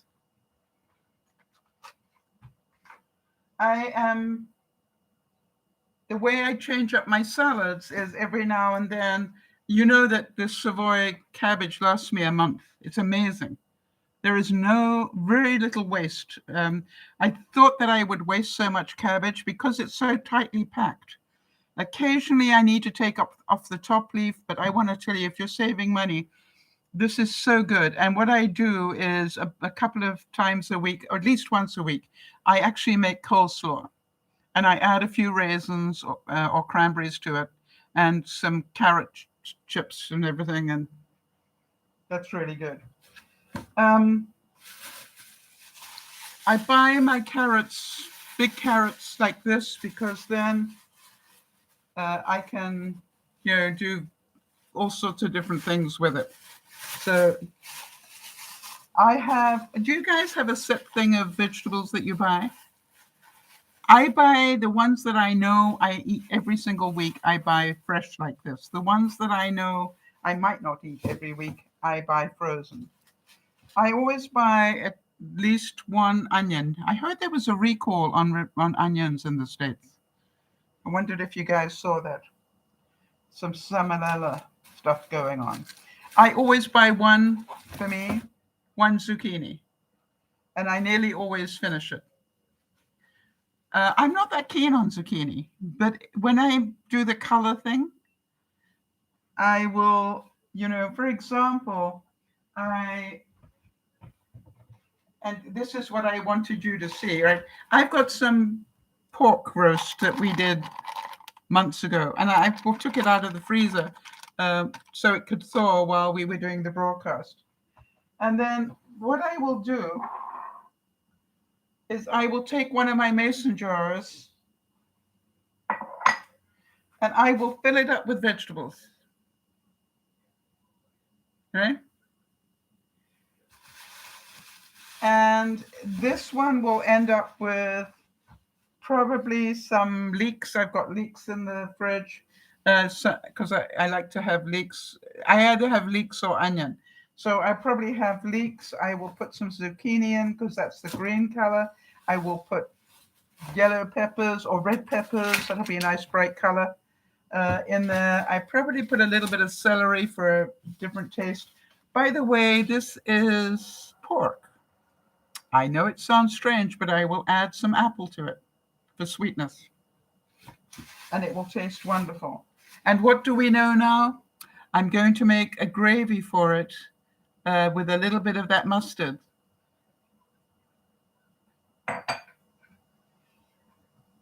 And how many of you know that will taste wonderful?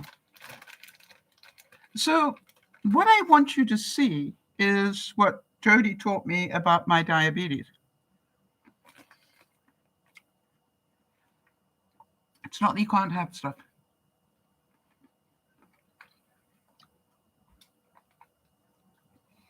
It's about be smart about how much you have. And by the way, I want to make sure that as we do this, we go back. How many of you are coming over to clean up my kitchen for me? I want to go back to where we started because how much water you drink will also determine how dangerous this stuff is. So if you know you are eating crackers and you know that the sodium content in crackers is high, make sure that you give your liver a chance by hydrating really well. All right? If you're going to have crackers, don't also load up on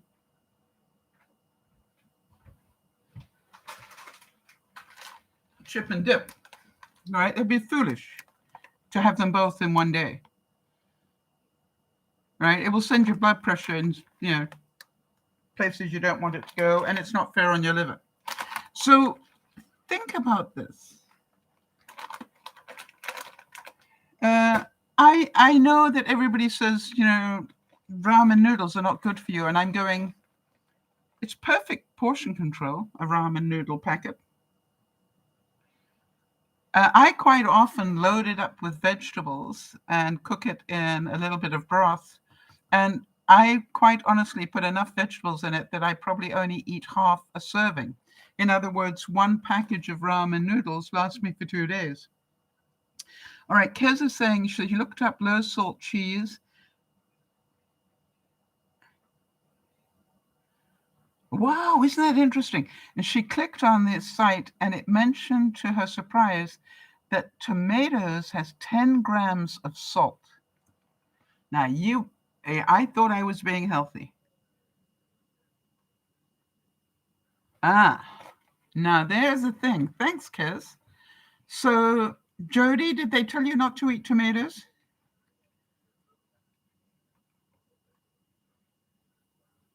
So better that I have my cheese on cucumber than on tomatoes. Interesting. Or have a cracker. Oh, I love you, kids. Yeah, so, but you understand that, let's go back to the beginning again. Each of your meals, if you can stick this somewhere, like in a cupboard that you can open it up and go, okay, I have got pork here. Well, I haven't anymore, but like I've got the pork. Think color. What colors do I want? Red, green, yellow, if I can. All right, so that means maybe I add red pepper, green zucchini or salad, and then if I want yellow, maybe corn. All right, so that's how I think about it. If I'm doing dessert type things, I'm thinking blueberries, strawberries, raspberries, things, banana now. Think fiber. If I have my pork and if I fill this up with root vegetables, carrots, I forgot carrots, right?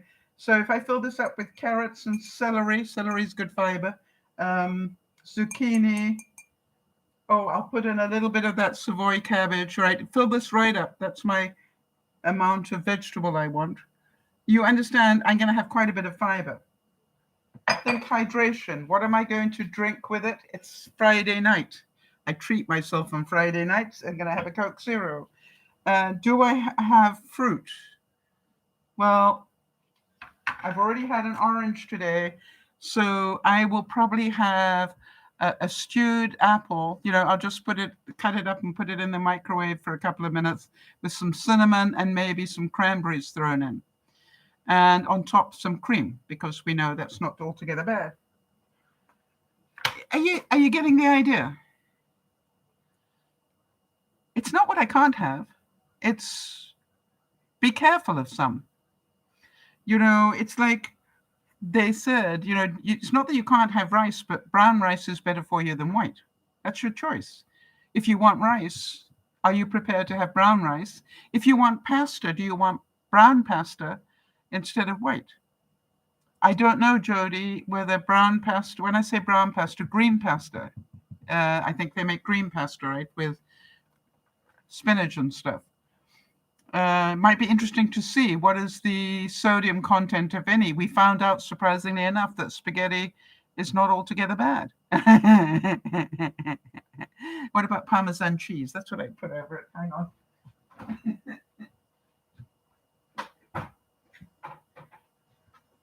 That's yet another cheese. Glasses.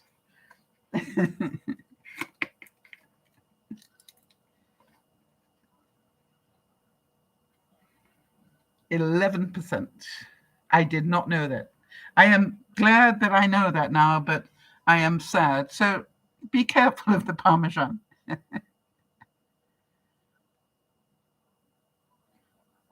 Yeah, you're saying it doesn't have salt but sodium. That's what salt is. It is sodium. You were right in the first thing, Kez.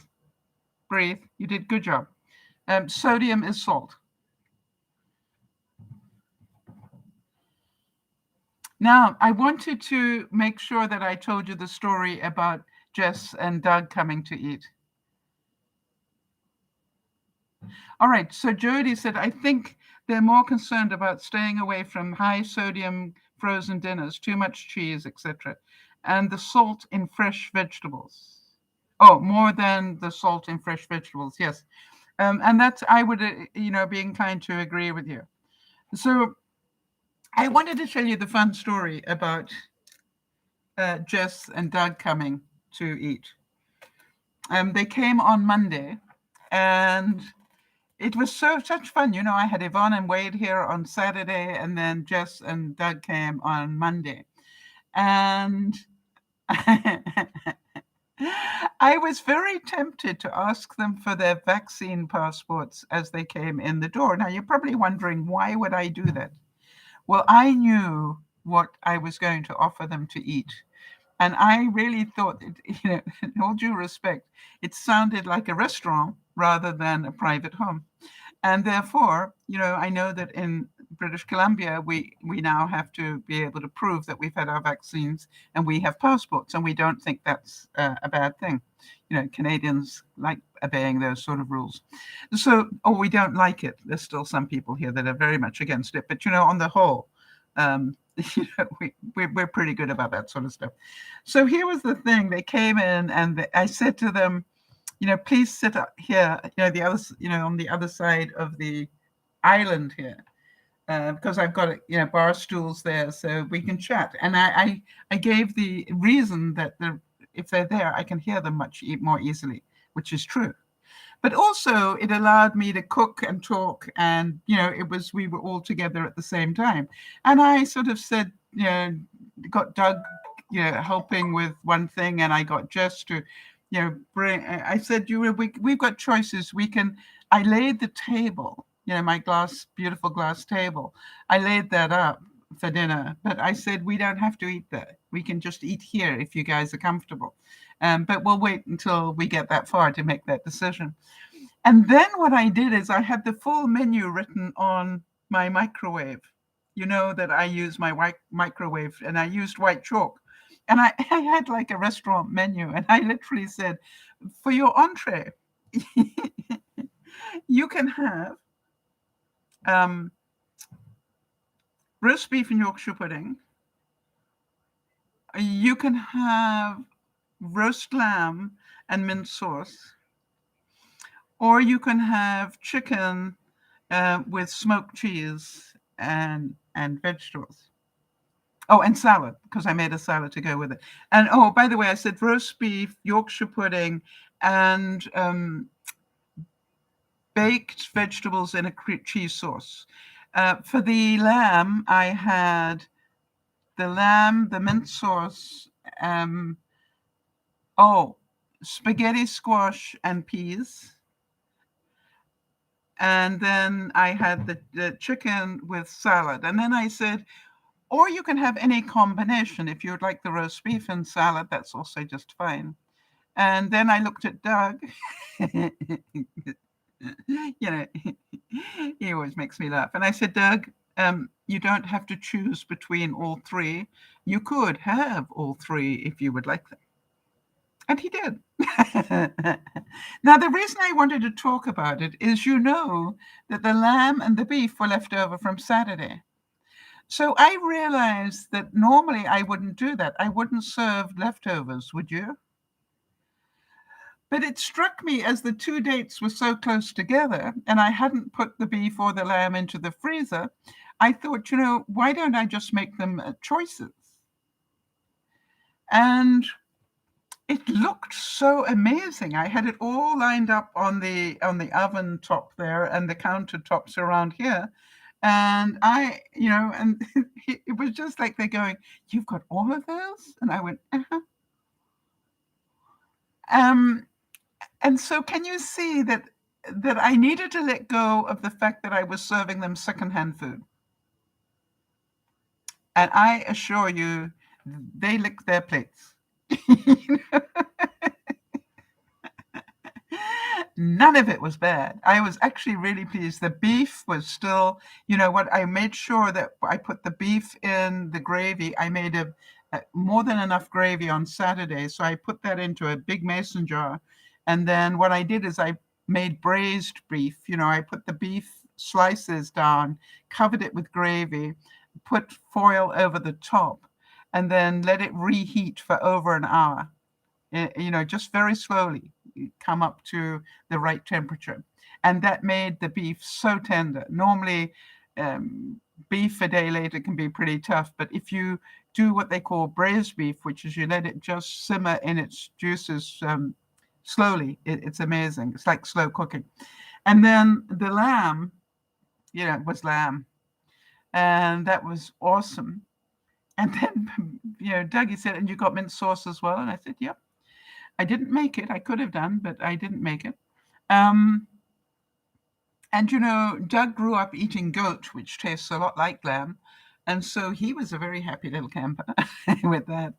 And then Jess chose the chicken. And you can understand that it was just like, it was a really nice way to give them lots of choices. But the point I want to make was I needed to let go of the fact I was serving leftovers. All right? So the choices actually made the evening. I'm not joking. They really enjoyed the choices. It was a buffet, yes. I really felt like quite the hostess. And, it was just like, you chose the beef, but would you, and I did I forgot that. I did roast potatoes, warmed over roast potatoes for the beef. The lamb, I did mashed potato. And the chicken, I didn't do any carbs with, right? I wanted that to be the healthy sort of option. So it was just chicken and salad. And by the way, it wasn't one salad. I had regular, salad or coleslaw. And it worked brilliantly. I would do it again. Have two lots of people very close to each other. In other words, one day apart. So you got time to recover. But and they all said to me, "It's so much work. Why did you make so much work?" And I said, "No, it wasn't so much work. It was meal prepping." Do you understand? It's all about how you look at it. And I didn't look at it as hard work. I looked at it, this day I will cook lamb. And you know, I've got the halogen oven and it did it in an hour and a half. The next day I did the beef. And 2 days later, I did the chicken. Jody's saying it makes sense when you think about it. The house was already tidy. I just had to work at not untidying it. Interesting. Kes is saying so many chefs say that leftovers eaten a few days later have more flavors than eaten the day it's made. Exactly. And I want to tell you that beef was awesome. And by the way, I cooked the beef, just so you know, the beef I cooked with the mustard crust on it.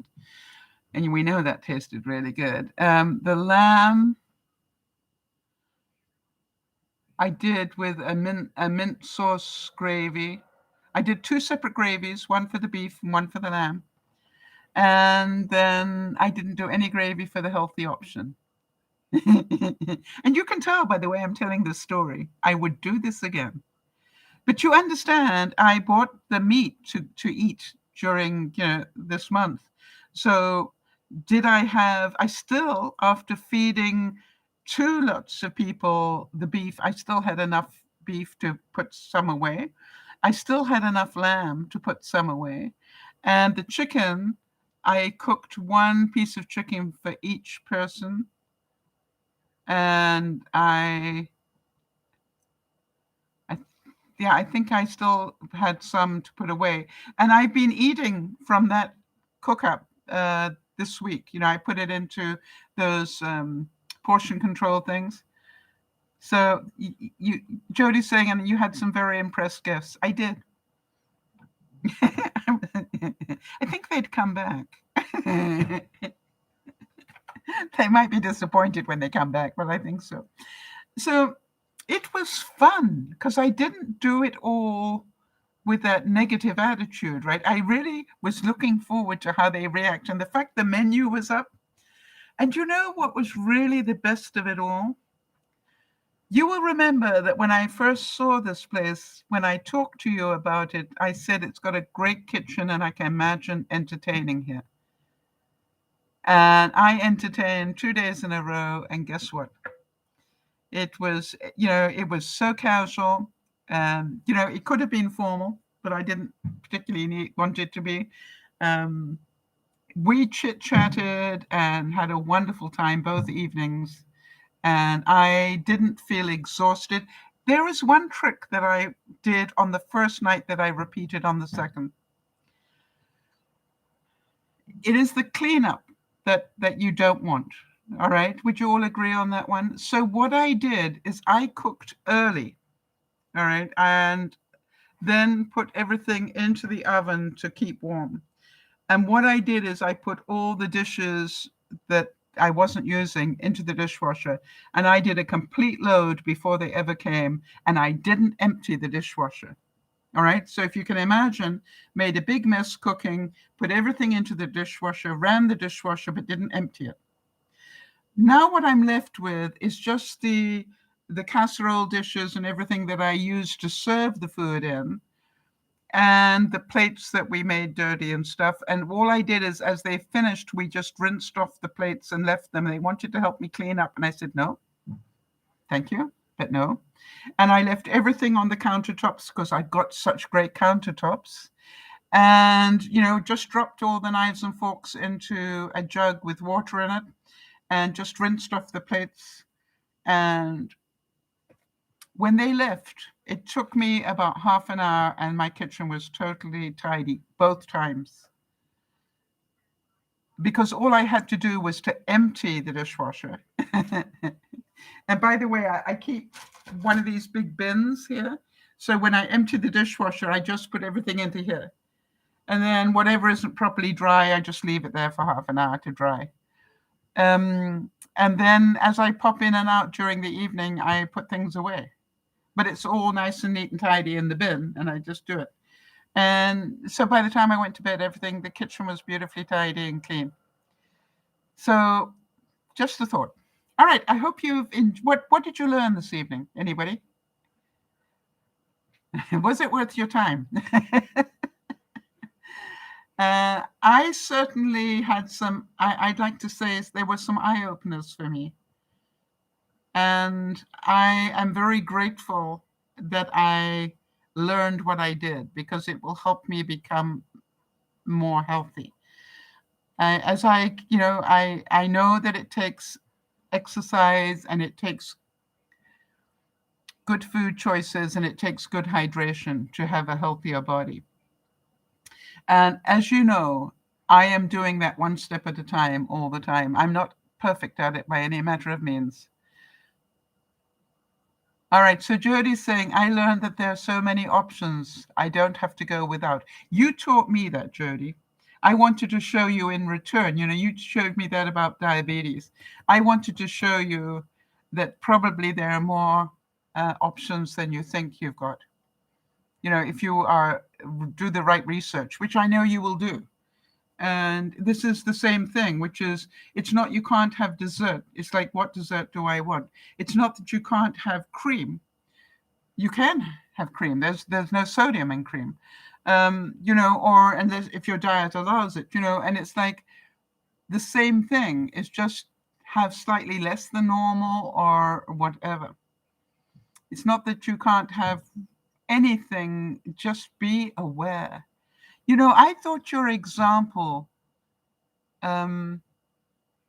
Jody, about making your trail mix and putting M&Ms in it. I thought, may I repeat that? Because I think that was so clever.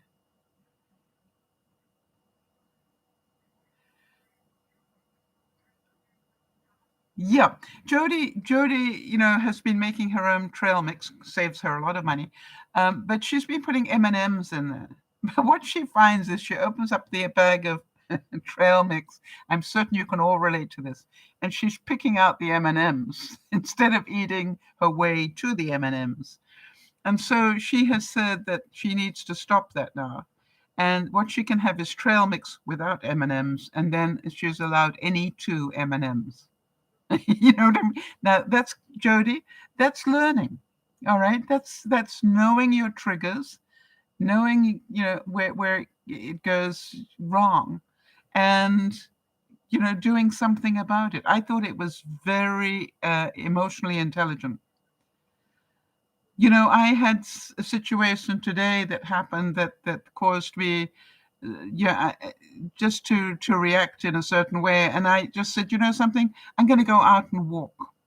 I'm going to go out and walk and just think about this and not overly stress about it. And I wasn't overly stressed, but I knew that because I'd had that information and I needed to process it, I needed to go walk. And I walked just a kilometer, but it was, I did a kilometer in 15 minutes and felt much better when I came back. So know what your kryptonites are. Make a plan. It's not, you can't have them. It's about ration them. I hope you had fun. I hope that it was worth the time. And we will, of course, see you on Sunday, where we talk about coping with stress. All right, what's this one? Could we do vegetarian and vegan cooking? Yeah, are you hoping that I will? I guess I could challenge myself. Is he saying, I learned that I don't have to wash the udon noodles? I learned to read the labels. And then I have to learn that when I was a child, you play with your food. Yes, And something is, I know that you will understand this. I will never see a packet of udon noodles again and not think of you washing it. And that will make me laugh. And I want to thank you for that. You see, life is about memories, not things. And I will forever have a memory of you and the udon noodles. And you will have yet a bigger place in my heart than you already have. And I thank you for that. This is DearMamaSal saying, we can take this journey together. I am certain that you all have had challenges during the week. And I thank Jody for letting me know her challenge. I thank Erin for letting me know as well. And, you look at it and I went, how can I turn this news into lemonade? If you get given lemons, how do you turn it into lemonade? And what I said to myself was, we can all learn from this. We all need to be careful of our livers.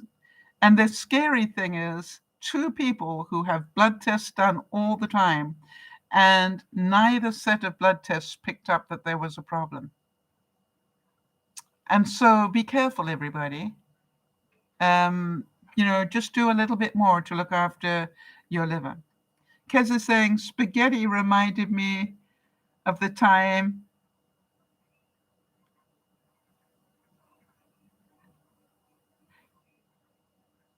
you did what on the school friend's head? You spat on it? You spat on your friend's head with spaghetti? You meant to suck spaghetti in, not throw it at people. Remember, breathe in, not out. This is DearMamaSal saying, great to see you all. I hope you had fun. And bye-bye for now.